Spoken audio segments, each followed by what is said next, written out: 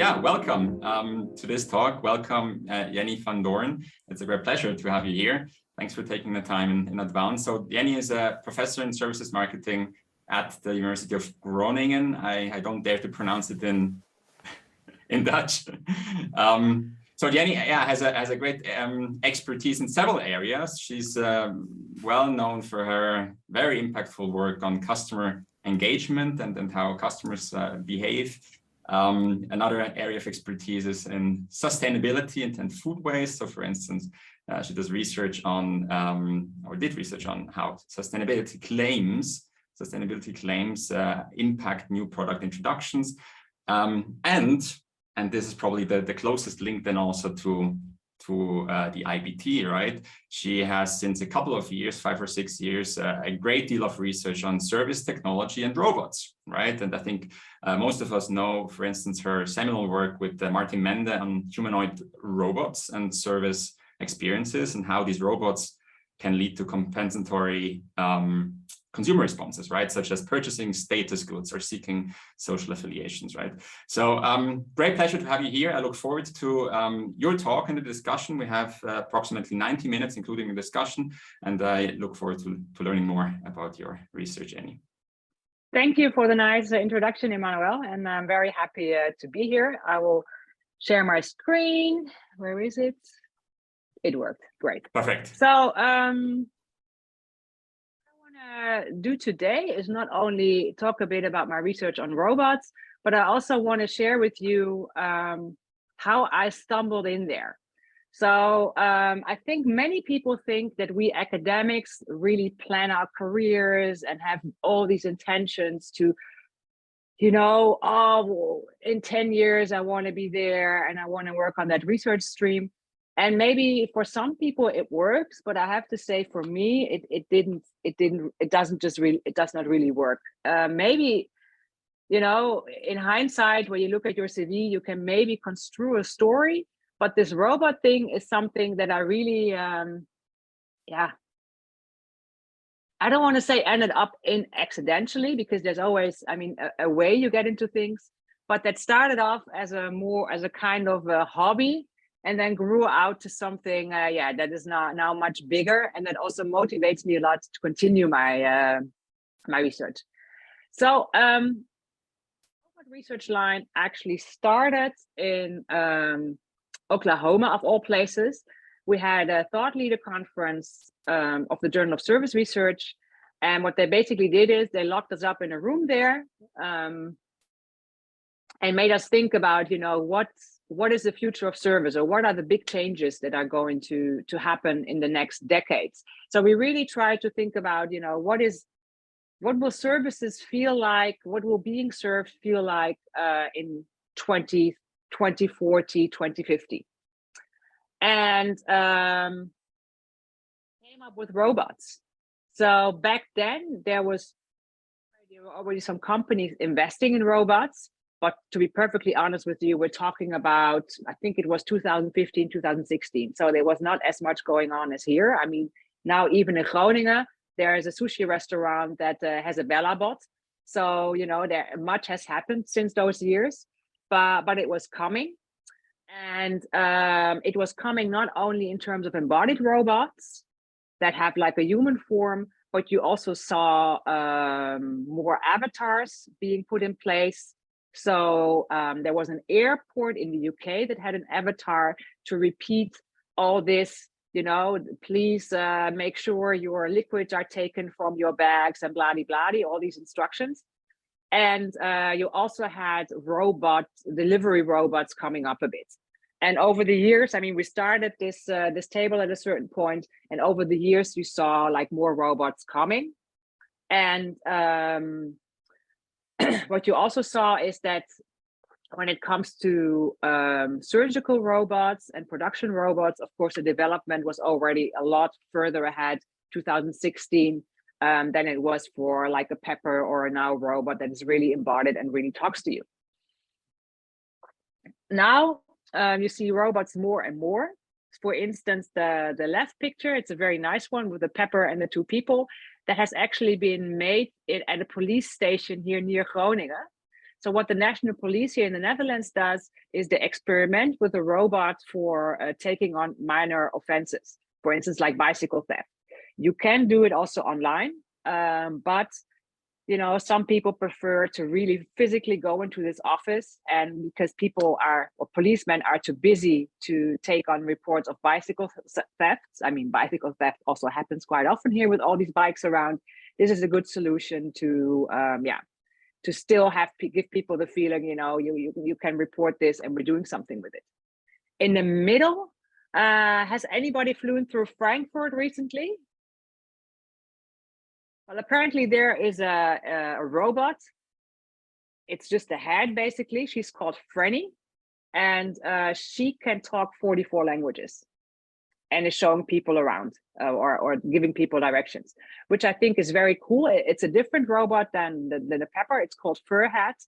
And the nice thing about this robot is that you can also change the facial expression with some virtual reality type of application. At a certain point, I even considered buying it, but I prefer to buy a Pepper because the Pepper, has more of an embodiment, and you can also easier let Pepper do something with movements, which I also like a lot.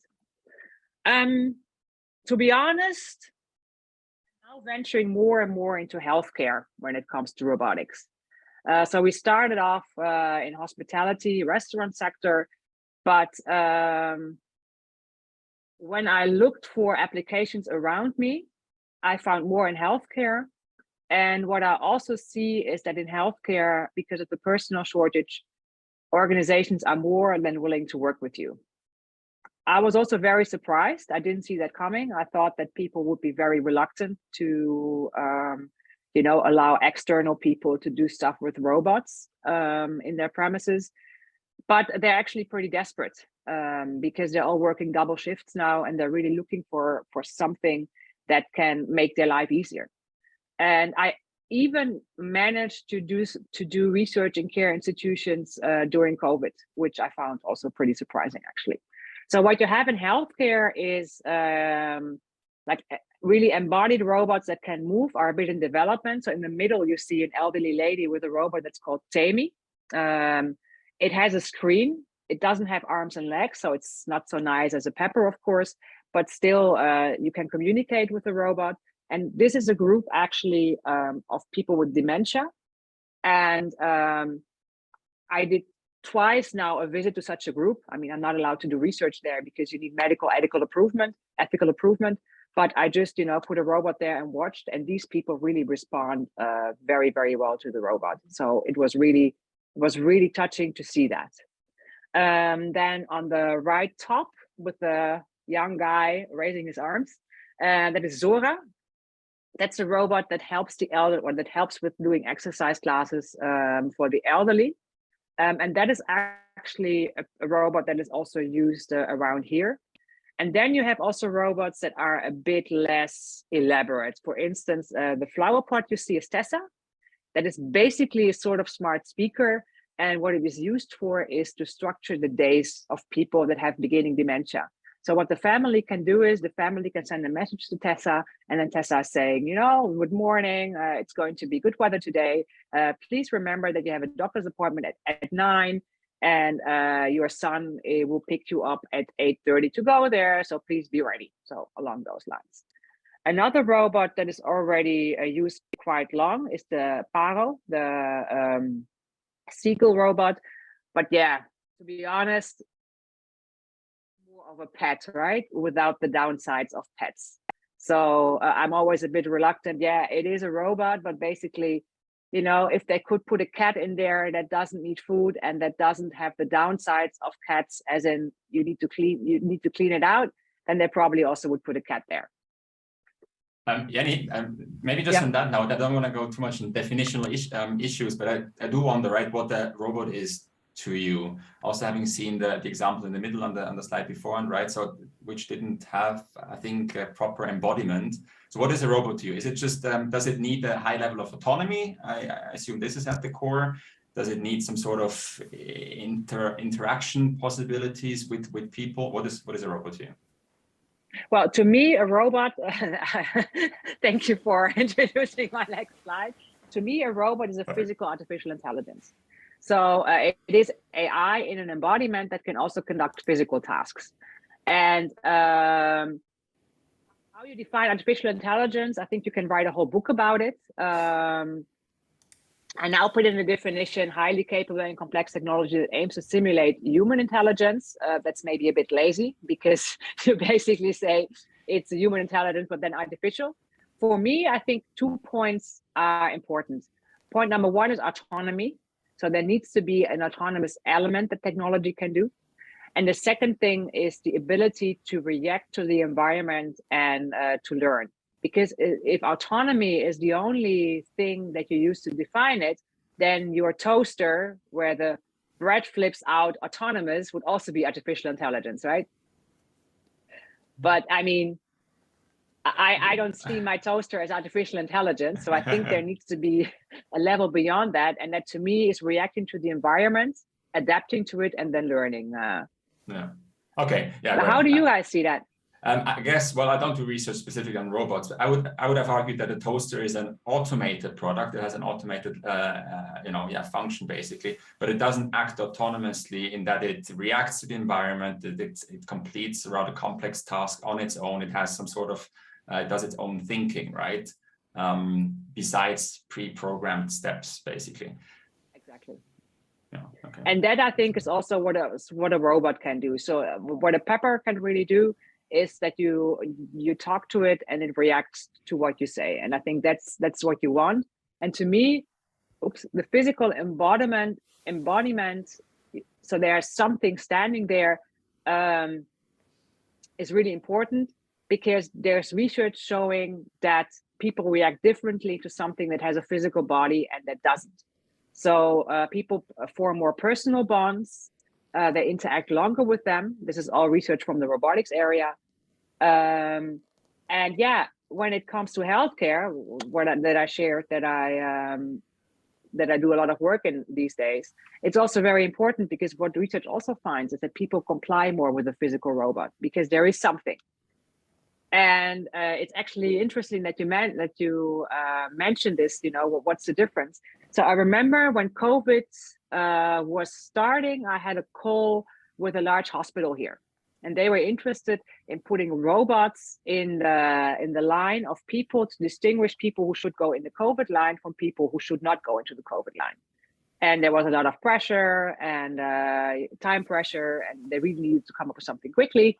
And I was like, why a robot? It's very complicated. It's expensive. Just put an iPad there. And then the guy said, we already work with robots, iPads, wherever I put them, whatever I make them do, however, I make them have bells and alarms, people just ignore it. A robot, they don't ignore. And that's why I need a robot.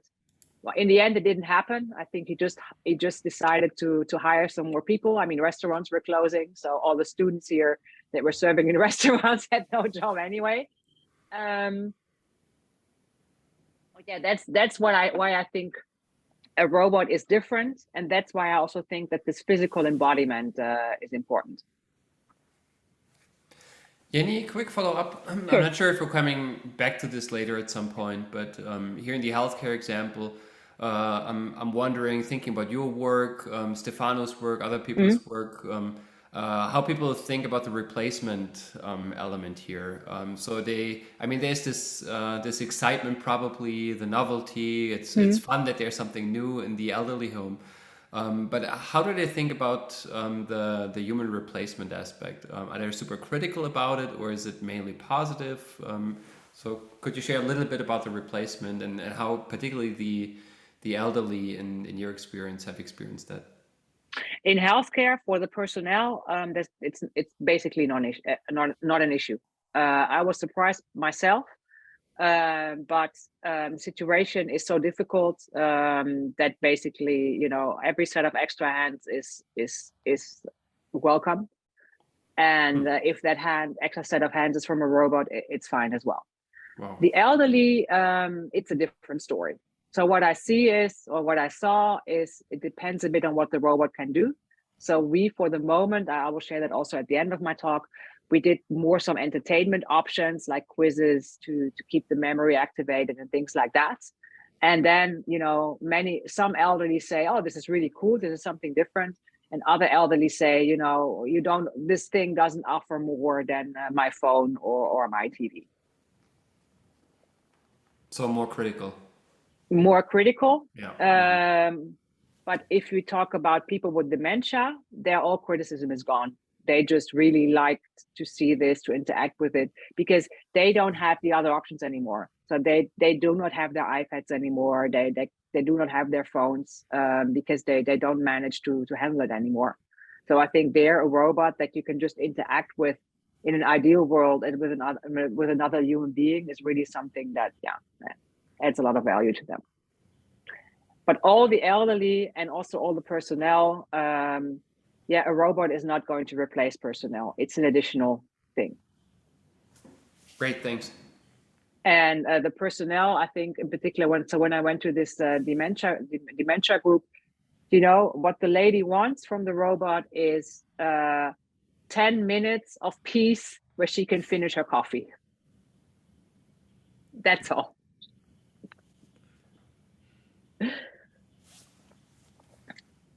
Okay, when I started this, I think when you start a new line of research, you always have to start thinking very critically, what is new about this?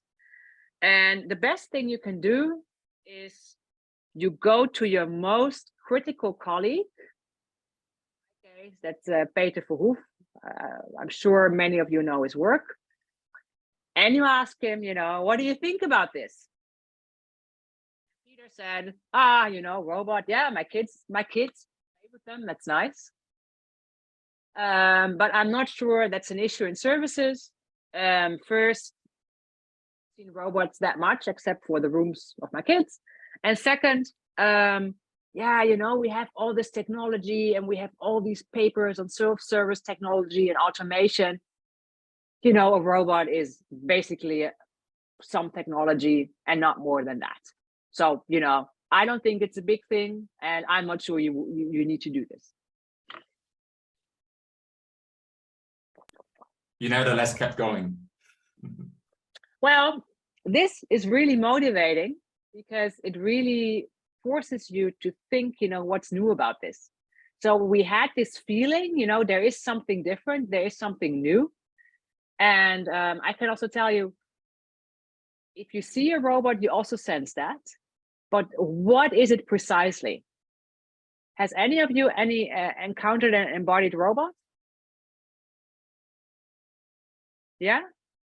What do you think? What is different, you know, encountering a robot serving you than? So maybe I need to explain this. The other picture, that's the Febo. And this is something where the Netherlands is very famous of. So this is a self-service of snacks. So the famous fries and the famous croquetten. And when you go out, so in Groningen, there are no closing hours. So basically people go out all night, and you can just put money in and get your snack out. So the question is, you know, what's the difference between being served by the robot and getting your food out of such a self-service machine? Christian, can you maybe share, you know, what your experience with the robot was? What made it different? Well, I just wanted to make a step back and also say, I mean, there are so many different robots, as you also alluded to before, right? I mean, I'm not sure what exactly the name is, but of course, interacted with Pepper, but also this little one that you, what is it, Fur? Now, where you only have the head shape and you can... The fur head. Yep. The fur head, exactly. And also industrial robots where you just have one moving arm. And my experience so far, particularly with the more humanoid robots, is that there's a lot of excitement initially, but you quickly realize all the things that just don't work, right? I mean, things like intent matching. It doesn't really understand well what exactly your objective is. And I think there's excitement in the beginning, but you also have to quickly learn what is the appropriate way to talk to this thing to get whatever task you have at hand, get it solved, right? Yeah. And that is something, I mean, you in your image here, it's easy to just go to this bar on the right hand side in the image, and you put in the money, you get what you want. But you also have to learn on the left hand side in your image how do you need to talk to this thing to get your sandwich, right? And that is actually more complex than you think. That's sort of my experience. So you also have to learn how to appropriately interact to get whatever you want to get done, to get it done. But what is the excitement, the initial excitement based on? I think it's the social element to some Yeah. extent. You create this image that you. So I mean, particularly for myself, so you know that this is an artificial thing. It has a piece of hardware. It has a piece of software inside, but you still can't help yourself that you're creating a social image of it. That's at least my experience. I'm not sure if this is where you're heading with the question, but it's the social element that you're creating, and you can't defend it. You can't get rid of it. That's sort of my take on it. The social element. Yeah. I think that's also what we came up with. So we coined that automated social presence. So the extent to which, robots make you feel that there is another social entity there. And I fully agree with you, Christian. It is difficult to explain, but you feel there is something, and you cannot help yourself, but you also somehow apply human-to-human interaction norms to the thing that is in front of you. And that makes this, I think, a very fascinating topic to research, because, as you said correctly, Christian, you know it is a thing. You know it has an on and off button. And you also know that a lot of the stuff that is done has been programmed by, it doesn't do it because it likes you. But I remember, so in the lockdown, I got my pepper, and office was closed. So the end of the story was that I worked here with two of my researchers on the pepper in the guest room. And then one day our cleaning lady came. Of course, it was all illegitimate because it was COVID, but she came and she did a bit of interaction with Pepper, and Pepper told her that she looked 20 years younger than she actually is. That was a huge boost to her ego, right? Thing telling you, oh, you're 27, and still this did something to her. And it's just I have the same. It's also, I have Pepper now for 2 years already, almost, but still, when you push the button and you start interacting with the robot, something happens. And I also it's a difficult to transport Pepper, so it's not something that I do on a regular basis, but when I go teach, I also always try to bring him and let my students interact. So you really feel the difference between a picture that you see on the internet and when the thing is really in front of you, making contact with you. Second question. So you have this automated social presence. The question is, how do people respond to robots?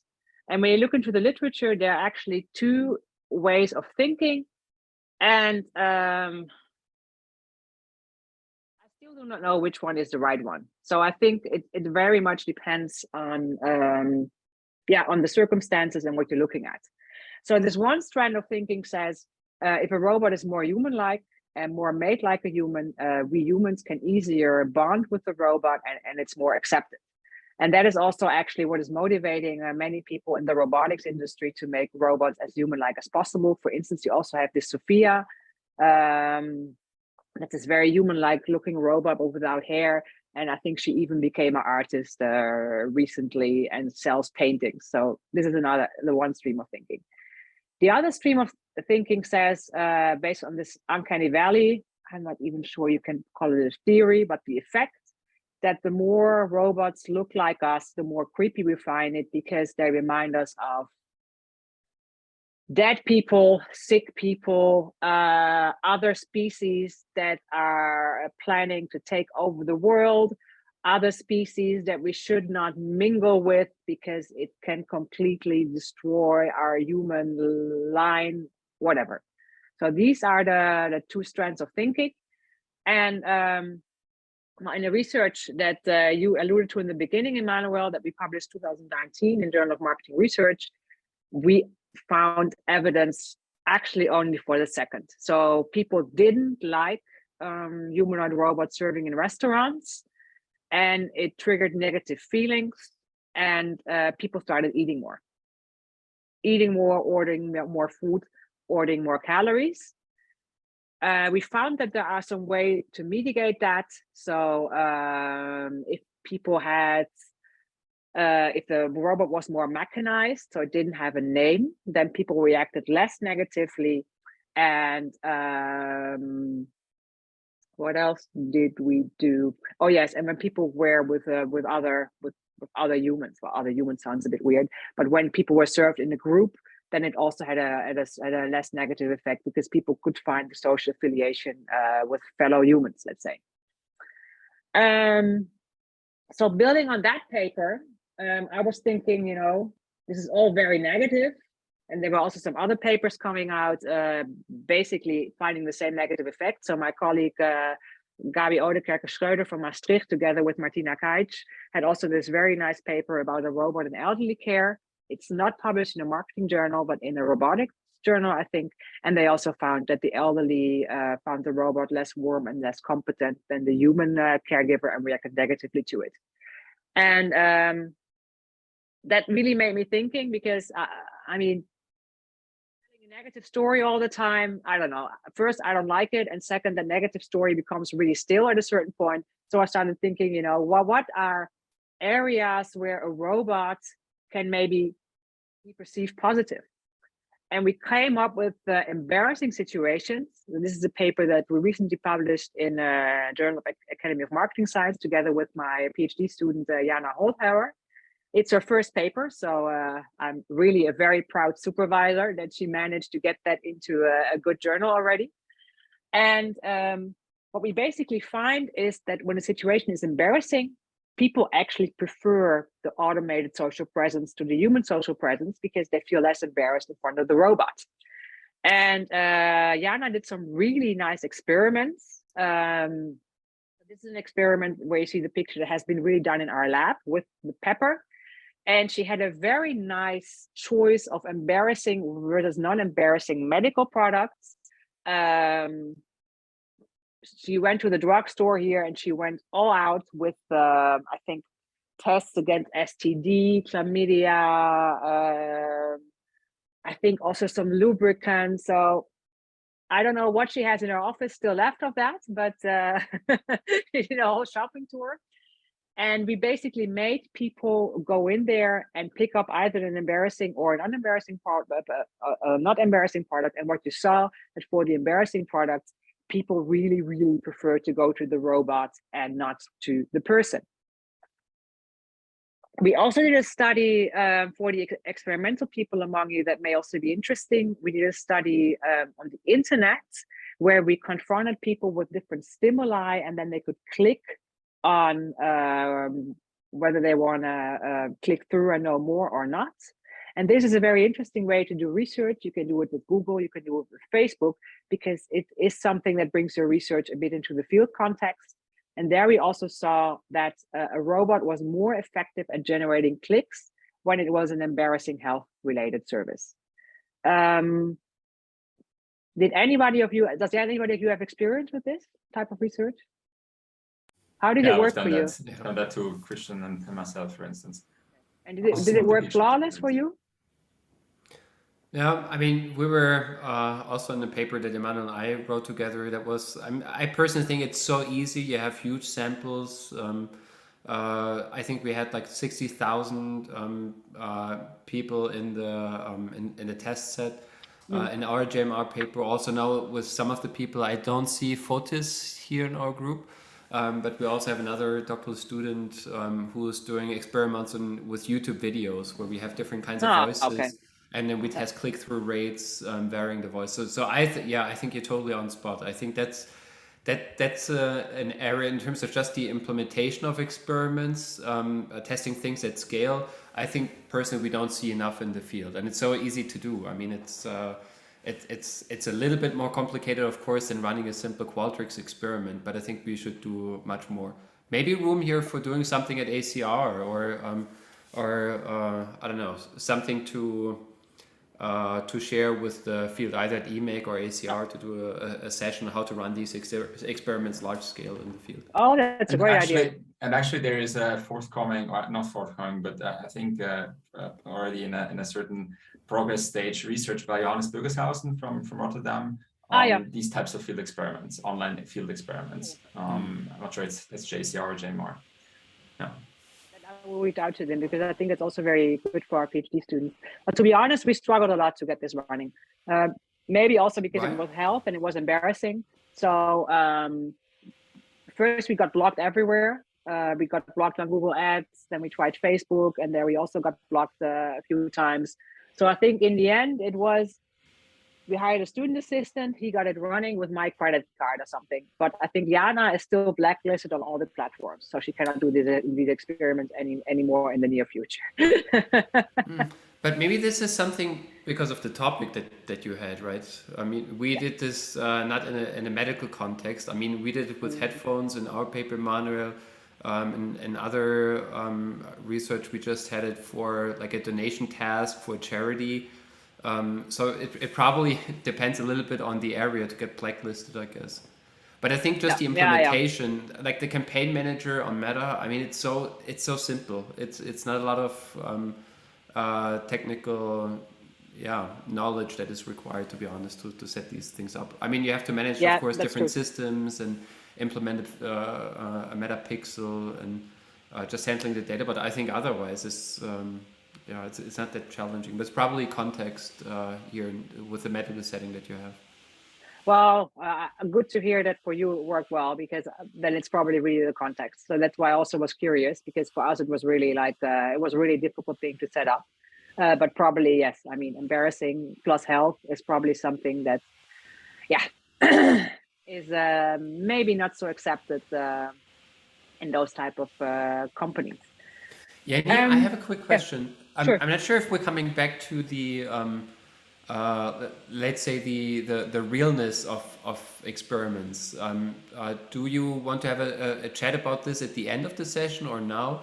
I would like to discuss briefly like the role of using realistic settings. I mean, with the elderly, you have the real interaction. The experiments that you just shared, you have actual behavior of people online.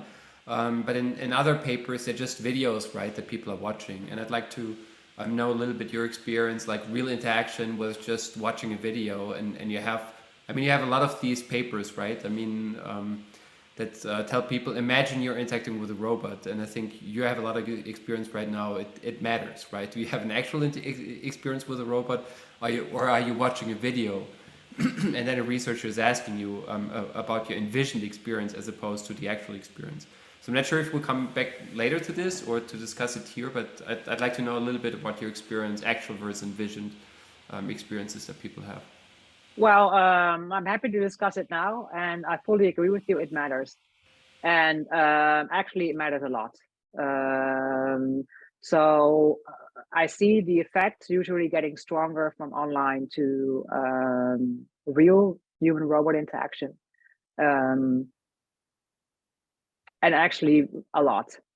So that makes it easier in one sense, because what we usually do is we pre-test our experiments before we run them in the lab or in the field.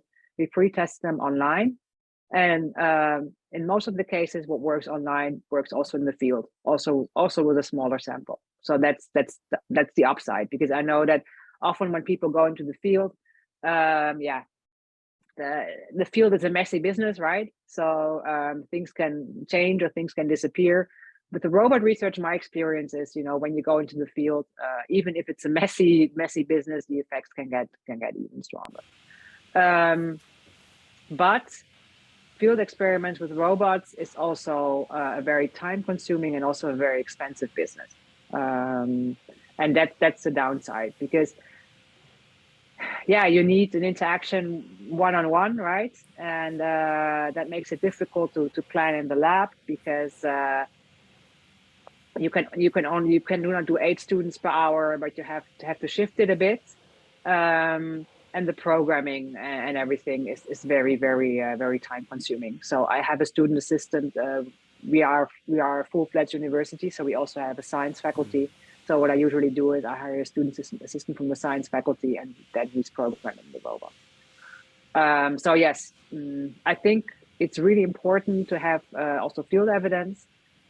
But realistically, in a paper, I think the best you can do is to combine. So what I usually do is I combine video stimuli with field evidence.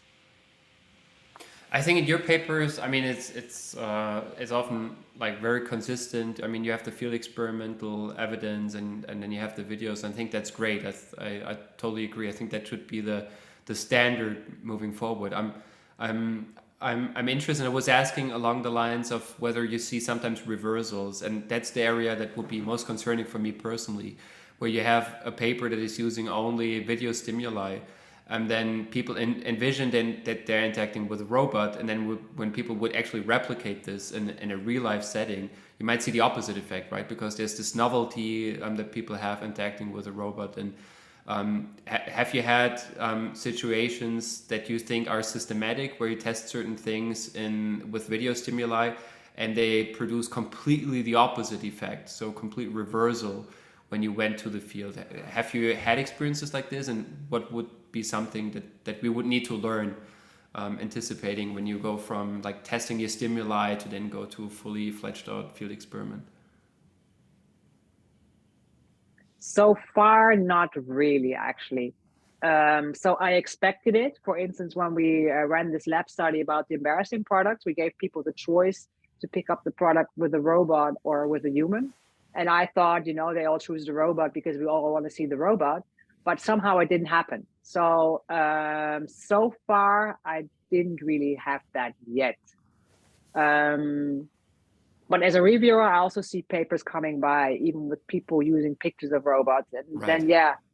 then I'm also always like, there are people now that work with real embodied robots, and I see like the bar of the journals moving towards there.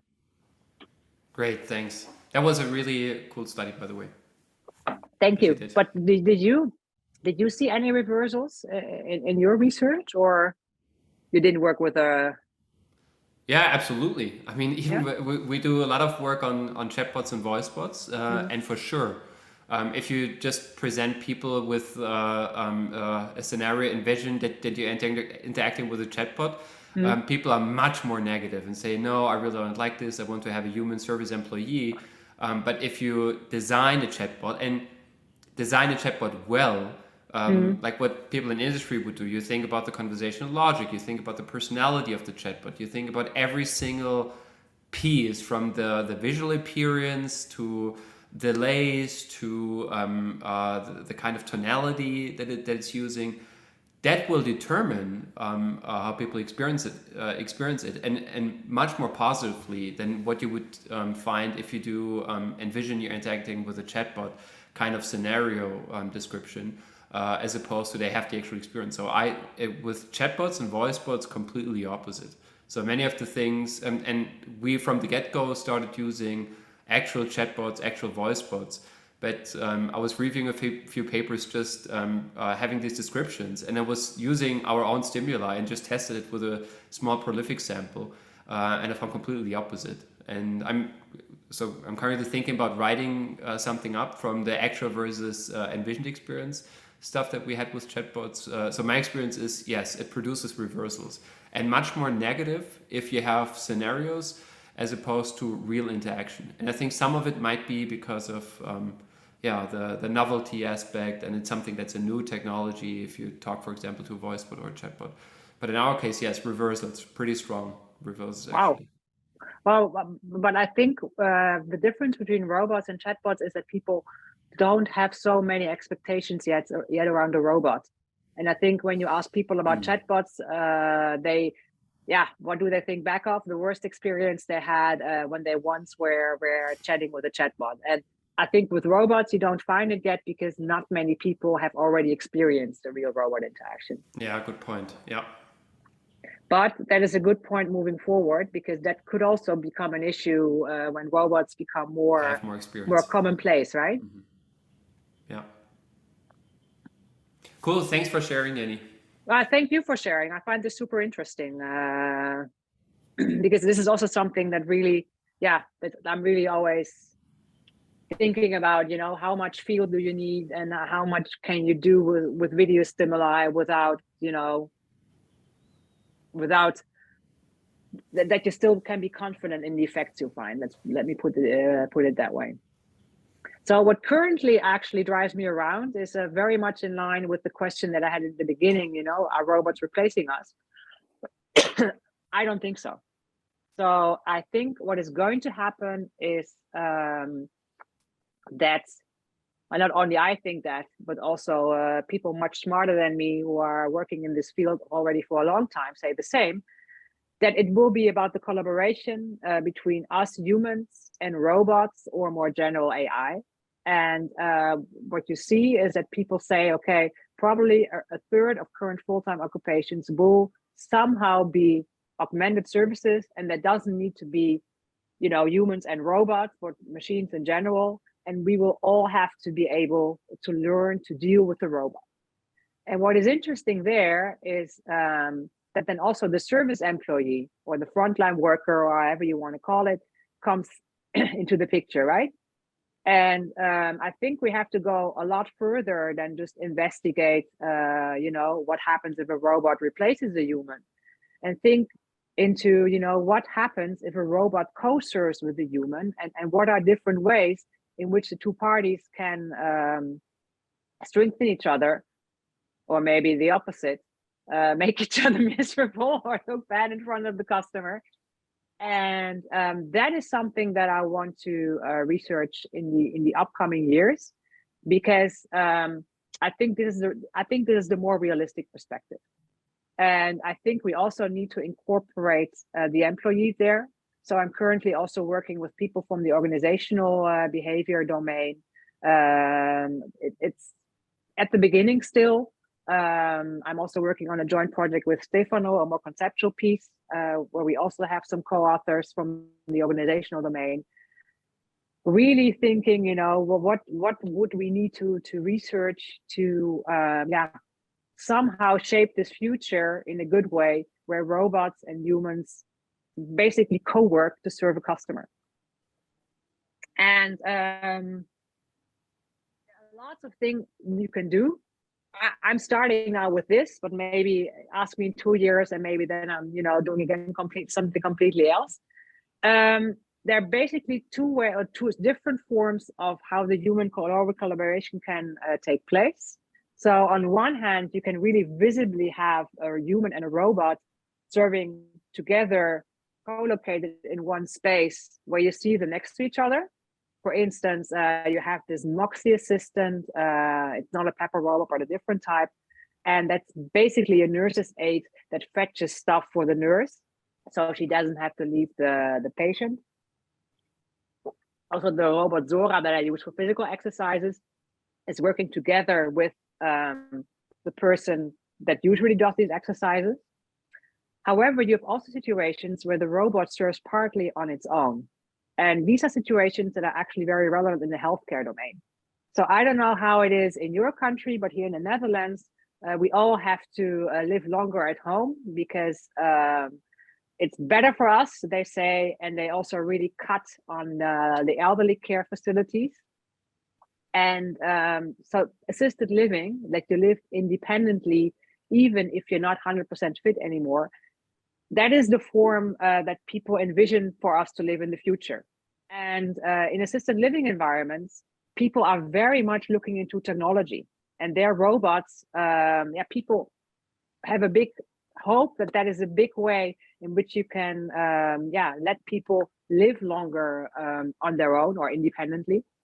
And what happens there is that the robot, or the idea is that the robot is stationed at the client 24/7, and then the human caretaker comes in every now and then to check or to do things that the robot cannot do, so that in that way you can deliver good care for the person.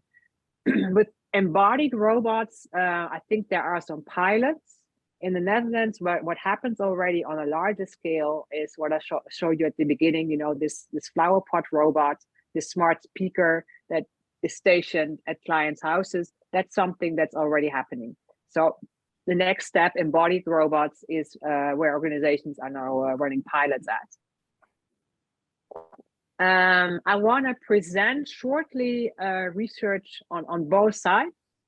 I start with the research that I'm doing together with the same team of the previous paper on robots in the hospitality service. So with Martin Mender, Maura Scott, Ruth Garol, and also with Ilana Shanks, who unfortunately passed away 1.5 years ago unexpectedly. So we're trying to continue the paper that was part of her PhD dissertation and get it published also without her help. And we start the paper off with a study that I ran here in a healthcare facility in the environment.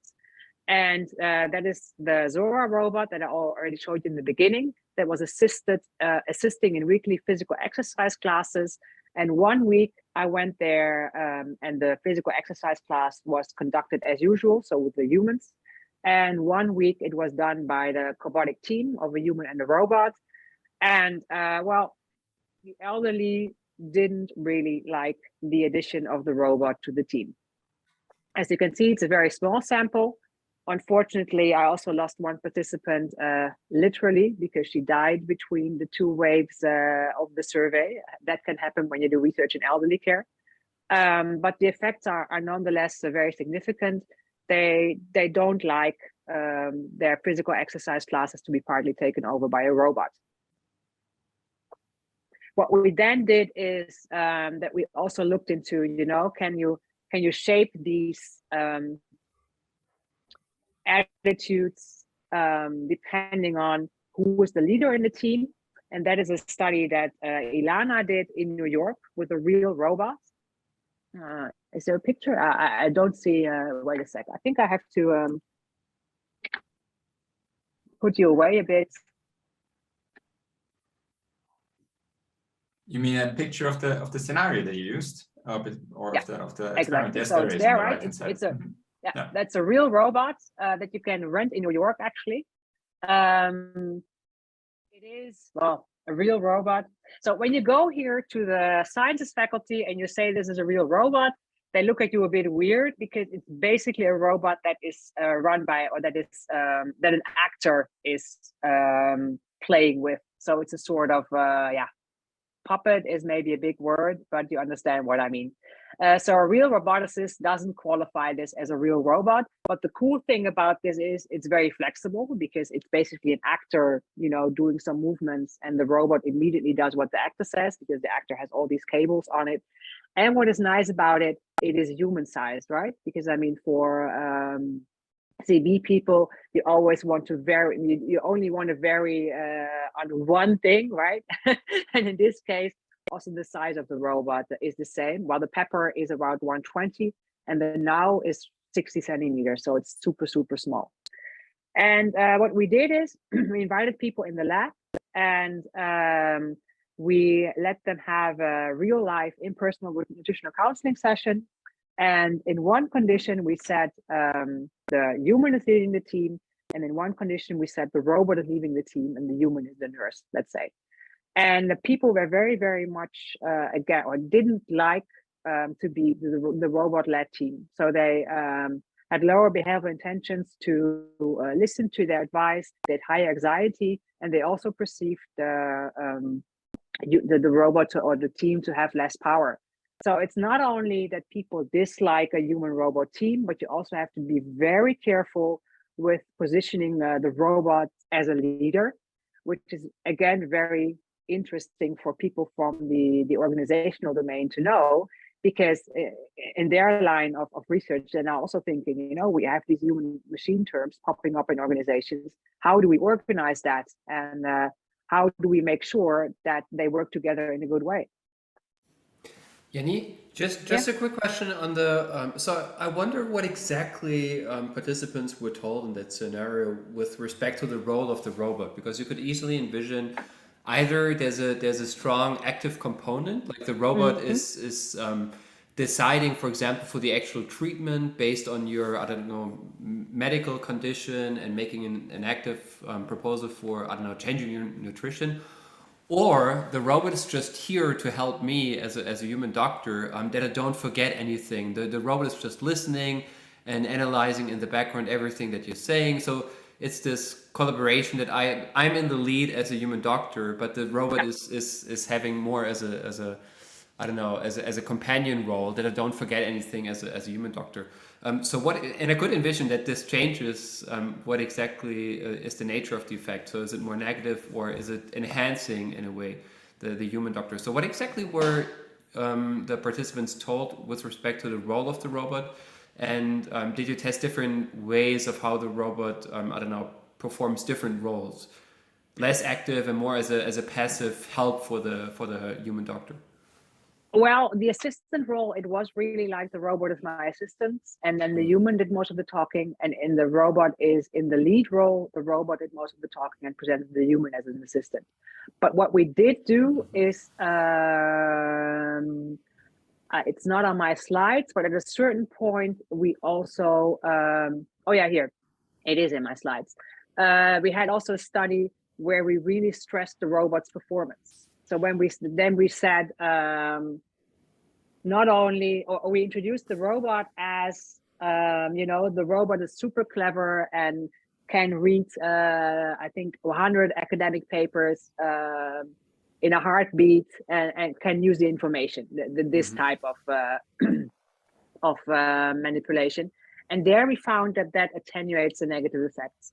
So you are very right that it really matters how you introduce the robot, and that really can make a difference.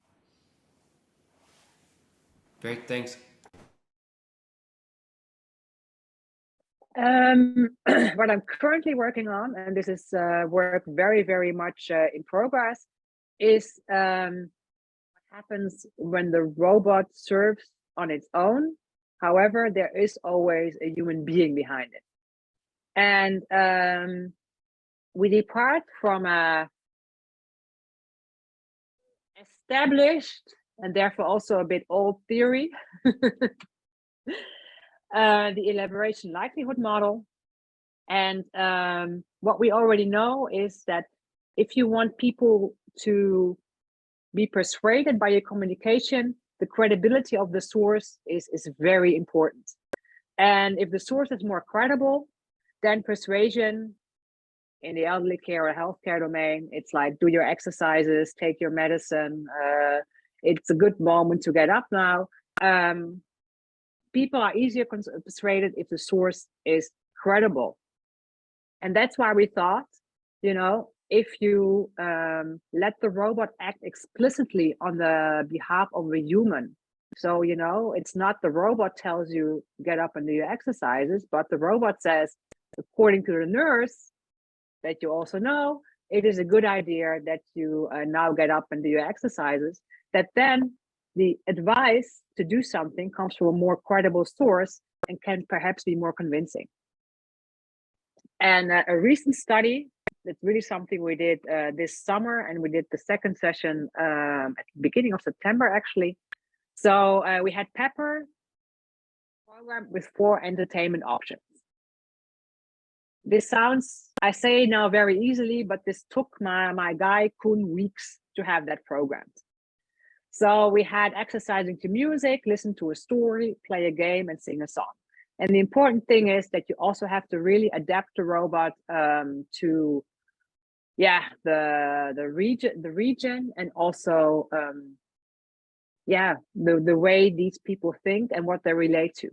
So at a certain point, we went there and we also demonstrated the robot. And then the lady who works there said, Koen, why did you select that song? And Koen was like, on parties, it always works well. And then the lady said, no. This is far too modern. You have to go back and you have to replace it with an older song. But that was something that he could do very quickly. So this is really something where if you do that, you really have to also work with the target group and with the target institution to do it in a way that people can relate to it.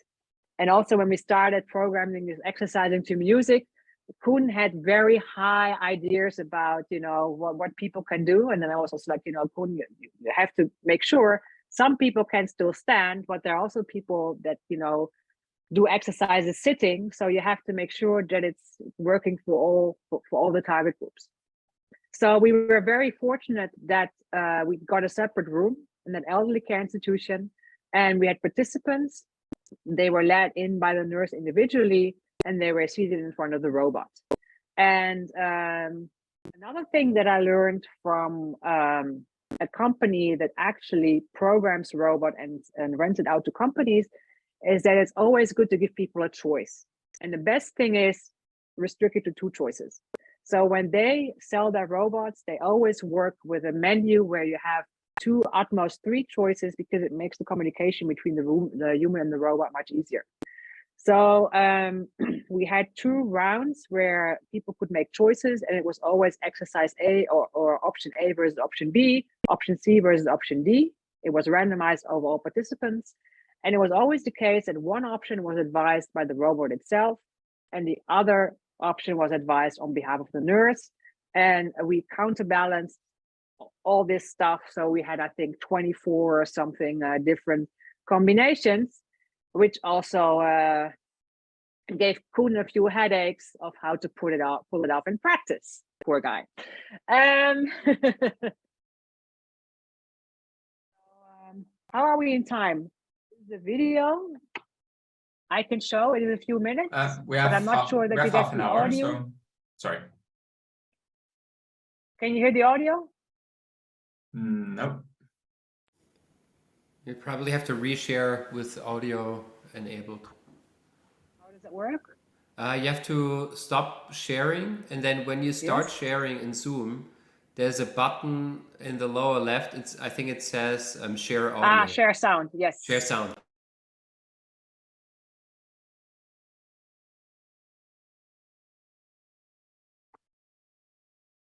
Wil je een quiz met mij spelen, of wil je op advies van de zuster bewegen op muziek?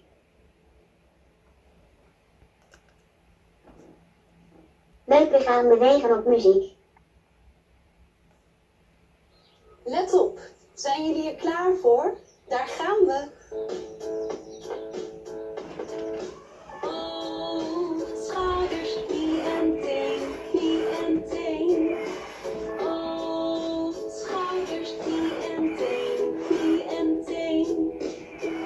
Oren, ogen, puntje van je neus. Oh, schouders, knie en teen, knie en teen.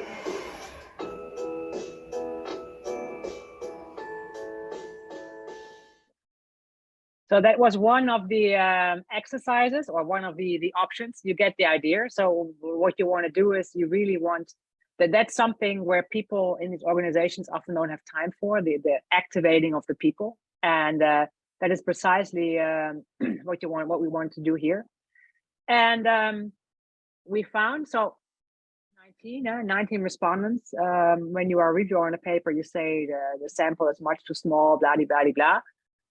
True, but this took us 2 full days to get these respondents. And there were also many people that basically didn't get it, that they could talk to the robot, and then you can basically not use it anymore, right? Because then we as humans had to repeat, do you want to do this or do that? And then it's not them interacting with the robot anymore, but you basically just let the thing play, because, you know, they came in to see a robot. So you cannot also just say, no, you as a respondent did not do a good job, because that's just not the way it works in these environments. But fortunately, we found exactly the effect that we expected. We found that respondents really complied more with advice given on behalf of the nurse than advice given on behalf of the robot itself. To be perfectly honest with you, at a certain point, I also tried to administer some questionnaire to the elderly with items, also tapping into source credibility, but I gave it up at a certain point because it's just too difficult. So in these environments, my experience is for study with a behavioral DV, it's great. But if you want to do the whole shebang with moderating, mediating, and whatnot, yeah, then this is just not a good environment to do that. So then we are again with a video-based stimuli on prolific, and not so much in a real field study context. And Jenny, may I quickly ask, Yeah, maybe I've sure. missed it. So to what extent did people maybe not properly understand the advice or basically the movements of the robot, and therefore weren't able to comply with it? Did you have some sort of... Well, we did. We just asked them to make a choice, right? So do you want to do this on behalf of the robot or that on behalf of the nurse? Okay. Yeah, I see. Were you also able, maybe in a different study, to see to what extent people would actually, behave the way in accordance with the robot, or comply with the robot? I don't know, in terms of the movements or something else where they can follow the advice. Because there would be, so basically, right, my concern is that people don't really understand what the robot was actually producing, right? That there's a difference in, you could maybe call it performance between the two, which then may drive the effects. Yes, but I mean, the robot is doing the exercise all the time, right? Just in one condition, the robot says it's on behalf of the nurse, and in the other, the robot says it's on behalf of me. I mean, what could play a role is, or what we could look into is whether people comply more if the robot says you do this on behalf of the nurse, or I ask you on behalf of the nurse. But then the problem is that restrictions that you can have per participant come in a sense that some participants are fitter than others, some can still stand, some cannot. We had one lady that whose whole left side was paralyzed. And there, the question is, what is real compliance and what is just physical limitation? Okay. So yeah, that's also a bit difficult to code in this environment, but yeah, maybe it's nice. It's a nice idea. Maybe moving forward, when we do something with people that are more on the same level in terms of health, this would work. So I guess the underlying reasoning or thought is, to what extent do people not want to, follow a robot, and to what extent are they not able to do it because they don't really understand, especially elderly people actually, the movements in that sense. Yeah. Well, to be perfectly honest with you, what we learned from this study is that before going into the study, we should have done some introductory tutorial with the elderly. I think that would have made it a lot easier. So now it was like, here's the robot, sit. And I think if we do another study, we will do some short introduction where the robot says, I'm Pepper, I can do this, I can do that. In the following, this is what I will ask you, and this is how you can react. Because that is something that really needs some introduction. Because you also saw he had some buttons here, right? And there was also one elderly man who wheeled his wheelchair to the robot and pushed the button.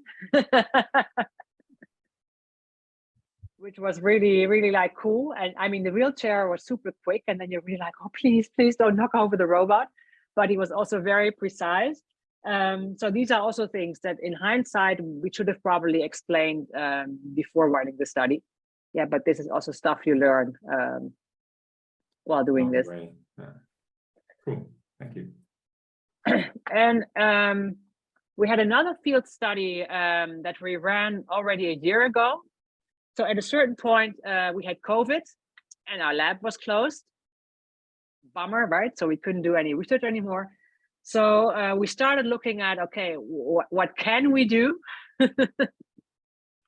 And I don't know how it was at your university, but at a certain point at our university, everything opened up again, but you had this hand sanitizers everywhere. And we had also the university library open up again for students to be able to study.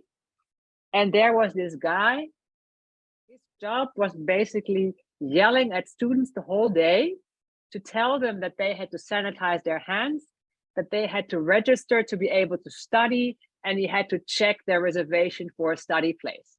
And really, I talked to the guy and I was like, how do you manage to do this job for 8 hours a day? And he said, well, you should talk to my wife, because sometimes my wife says, I'm not a student. You don't have to yell at me that I have to sanitize my hands tonight. So he really did a tough job there. And we thought, okay, let's see whether also our robot can do this job, and with a less effect for the personnel of the university.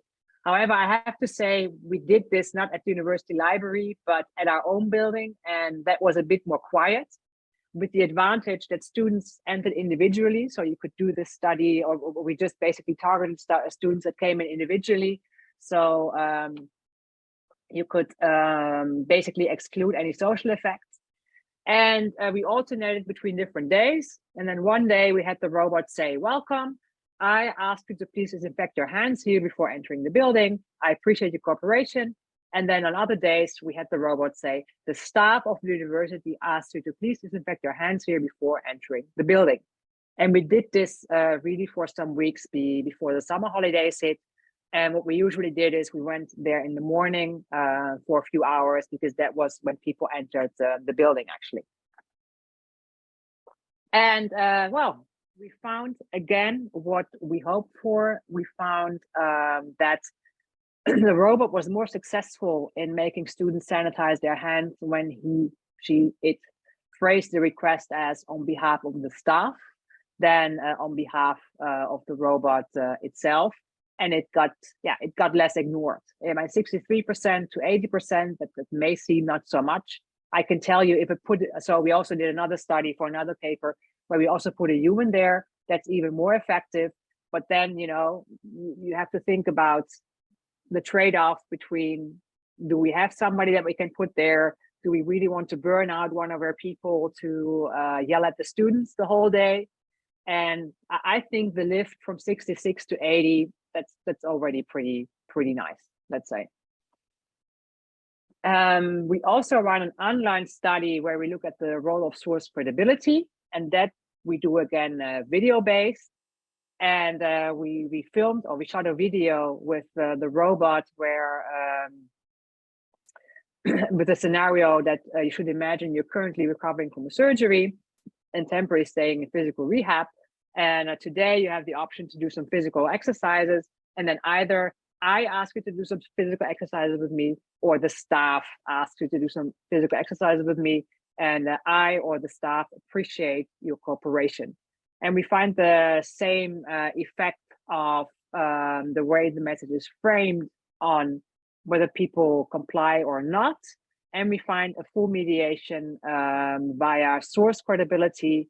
So it is indeed the case that if the robot gives advice on behalf of the staff is seen as a more credible source, and that's why people comply more. What we're currently doing is hunting for moderators. So if you have any ideas on moderators for this effect, I would be very grateful. So I have just a quick follow-up specifically here on the source credibility study. So I wonder to which extent it's really source credibility, because I mean, there are a number of things that are varying. I mean, at the most simplest case, you could easily say that this is a one versus many manipulation, right? There's also the source that is different, obviously, but it's also not just one person. So it doesn't say, hello, I, so Pepper is asking you to do X. And the other condition, there are many people, so the staff, right? So it's not, I don't know, one single person. It's not the dean that is asking you to do X, Y, Z. So did you test whether number or the one versus many plays a role here? Because they're two things that are, I don't want to say like hard confounded, but it's somewhat confounded in the manipulation. So is it really source credibility, or is it just number or one versus many manipulation? Well, in the elderly care study, it's one-on-one. So you have robot versus nurse, and that's one nurse. In the others, yeah, that's a good point. I'm writing it down. And the source credibility, so you're so the kind of items that you have to assess source credibility. So these are things like you're directly asking people how credible is the advice that you're receiving. Or what exactly do you ask? Let me check it for you in the paper. It is not only that, but it's also, I think, something along the lines of it is a credible source. It is a good source, something like that. But let me pull it up for you.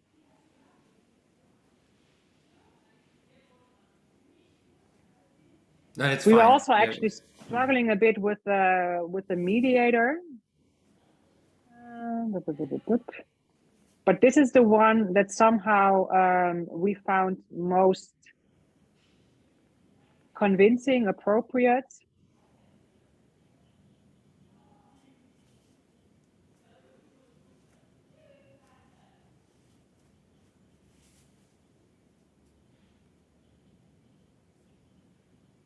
No, I can't find it that quickly. What is it here?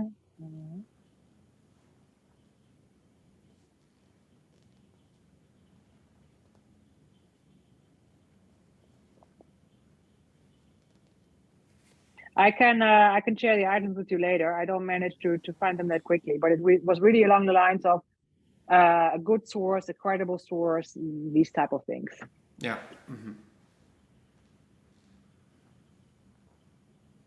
Yeah, I guess, Jenny, you were asking about moderators. Can't really think of a moderator of the APAF so far.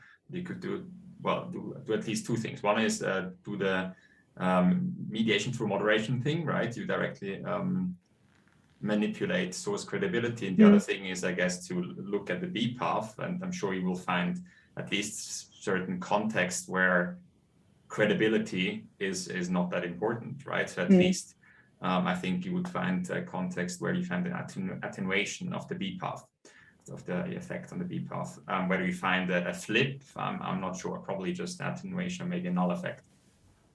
Right, so if you think of outside the healthcare scenario that you're using here, that of sources where, or of context where credibility is just not relevant, I think that would help. The APAF on the other side, right? I think that is more challenging. Under which circumstances do you not find the effect on source credibility? I mean, I could easily think of like two areas. I mean, one would be to think about the conversational design, actually. I mean, we know that the kind of language or the semantics that you're using could make a message more powerful. So you could change, for example, the language that you're using. Stop. I request you to do X, Y. I mean, that's very much in your face. But I think altering the actual semantics, so what kind of words are you using when you're speaking to a person approaching the robot, that would be one simple way to, and it also has clear design implications, right? I mean, how did you design the semantics and the language of a robot that's speaking to you? I think that could change source credibility. And the other way would be to directly alter source credibility by saying or give more reason to why you should do this. So to be more credible, you could say, I mean, it's not the semantics, it's the, or actually it's more the semantics than the syntax. So you would say something about the research, why you should do this. So you give reasons. I mean, here you don't give a lot of reasons, right? Hello, I ask you to do some physical exercise with me, or before I ask you to sanitize your hands, and you could directly manipulate this by saying, I don't know, research has shown that people who sanitize their hands are, I don't know, live, I don't know, 10 years longer. Yeah, right. So either a very, I mean, it's a bit heavy-handed, so you probably need to give it a bit more thought, but either to directly manipulate the credibility aspect of the message, or that's the part that I personally am very interested in, to alter the language that is used, the semantics of how you're speaking to the other person, because we know that you can make a message more powerful by just being more commanding, for example, in the type of tone that you're choosing to speak to someone. It would not have an effect on source credibility, right? Direct effect on compliance. Yeah, good question.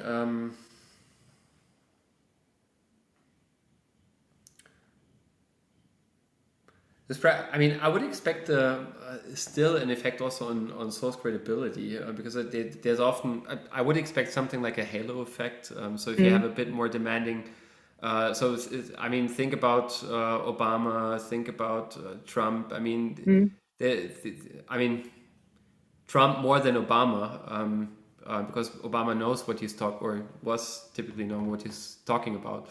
But Trump was very much in your face and just bloated out stuff. But I think many people still would believe something as more credible if you have more emphasis or more, let's say, semantic persuasiveness in the kind of words that you're choosing. So I would expect both a main effect, but also enhancing the credibility, that it sounds more credible based on the semantics or the kinds of words or how you phrase the message. And do you have a paper that you could share with me on that? Because I find this super interesting. Not directly. I mean, it's just I mean, I can share some of the work on semantics. Yeah, that would be great. Jurafsky, for example, he's at Stanford. He's like a major figure. We are building on some of his work. Yeah, I can put a few papers together. But the semantics part was something I would find very interesting. Yeah, because I didn't really go there yet. But I think this is also a very, very thin line you're going, because we know from literature that people don't like being commanded by robots. So I think it's a very thin line that you have to that you have to walk on between being more convincing and basically by making people or triggering reactants because people don't want to be commanded by robots. So I find this super interesting. But I think before I start experimenting with, or we start experimenting with that, we need to know what we're doing.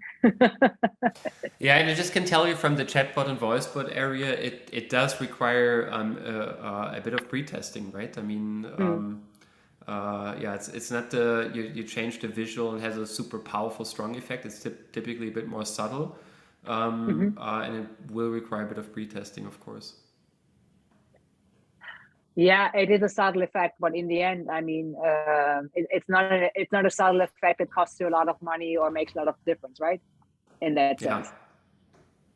And I also just want to briefly share. I mean, it could be a large discussion, but in terms of sample size, I mean, if you look at the HRI journals, so the human robot interaction journals, I mean, they often have 20 people in their studies. So I think it really depends on where you send this. But I think in the social sciences we're much stricter, and I think if you go to an HRI journal, they often have I don't know, 3 studies in total with a total of 50 participants. Yeah, true. But I mean, also get that because when you do the real human robot interaction, it is like it takes a lot of time to get these participants. And that's why we hope that with the combination with the hand sanitation study, where we have a sufficient sample and where you also have the real human robot interaction, that then the story is convincing enough that, you know, this is an effect that you can also really get it in real life. Yeah, and then to be honest with you, when it comes to moderators, you know, 400 in a real life human robot interaction, I don't know how to do that. Yeah, time is not infinite. Yeah, and then coming back to your previous point, that's then the moment where at this point I say, okay, you know, that's then going to happen video based, because that's just currently I have 1 robot, I don't have 10. So and I was just wondering about that too, Jenny. So if you go back now to more scenario-based online research, so have you done that, and would you now expect that the effect along the lines of what you said beforehand, right? Would that then actually shrink, which then can in turn be a problem? So on a higher level, I do wonder, and by the way, we do that a lot too, and try to do that, right? To combine, you know, field with more lab and online-based research. But I also realize now, right, it can also, really backfire. If you now, you want to have a moderation study with a large sample size, as you said, 400 is totally impossible in the lab. What do you do, right? If the effect typically is much stronger, as you said, in the lab, now you go online, well, you can, I guess, just try to find a, very strong hands-on scenario, right? To kind of get the effect, but then to find the moderation effect, you need to be more lucky. So what do you do? Well, basically what we try to do always is to start off with the main effect. So you want to have the main effect, you want to have it basically replicate throughout online and an offline environment. And yeah, in an online environment, you often have to experiment a bit because you trigger different things than when you are in an offline environment. Plus the stimulus of the robot is less strong. So yeah, then but usually we start online before we put it offline. So we have online and already a very dependable configuration. Then you do it offline, and then with moderator, that then it becomes again difficult. I agree with you. So that's exactly how we would typically approach that. I'm just wondering, and I'm just thinking aloud now, but to what extent you maybe some of the papers need just to be, lab or include lab studies, and then yes, maybe you won't have a moderator in there, right? So maybe that is also fine if you have a strong main effect and a strong contribution of the main effect, and then send it in like this. I'm totally with you. I also think that there should be some type of compensation of compensatory effect. When you put, that's also what the modeling colleagues have, right? So in the modeling world, when you have a great data set, you don't. I mean, it's a one study paper, right? You don't need 10,000 other studies plus from 100 pages of web appendix to show that. Yeah, but I'm not sure that the journals agree with what we now say. So that's I think the downside. I guess an alternative is, but you need access to that source, is that you try, to come up with a moderator, but more based on secondary data, right? Yeah.